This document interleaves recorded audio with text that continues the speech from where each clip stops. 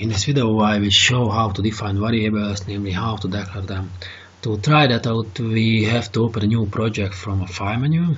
The new project should be in a Visual Studio C# console application. We want a simple console screen, the program starts and Visual Studio creates the new project. If we wait a little bit, we get the source code that it generates for us. It asks if we need a repository. We do not. Then we are ready to work. For the sake of simplicity, until we do not work object-oriented, we type some things here in the main method. The first thing is to define a variable type int. We have to type in keyword int and give the variable a name I. We can also give the default value, which should be 0 now. So if we want to define a variable, we have to give its type, which defines its codomain and the type of possible values and possible operations on the variable. The default value is necessary to have some kind of value at first use.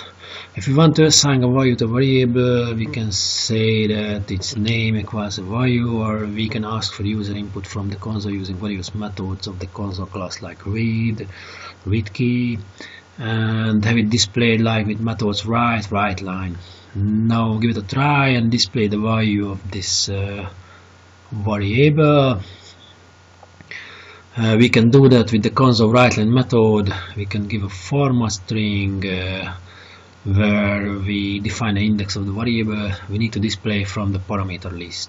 I will have a variable, so I give 0 as the serial number, because in CBS languages most things are indexed from 0. If we write a variable I and then with console read key, I hide the screen and then I can write a value 10 displayed up and running. Variables can also be part of expressions like in I equal I plus 30 or I plus equal 20. I changed the original value of the variable in both cases. We can see it displayed. Okay, now after the first try, look at the result. Just wait a minute, I'm starting the program. Look at the result. Why is it 60? The default value is 0, we increment it 10, we add 30, this gives 40. And then with the plus equal we increment the value with 20, thus we get 60. Most variables are defined that way. At simple types we write the type itself on the name.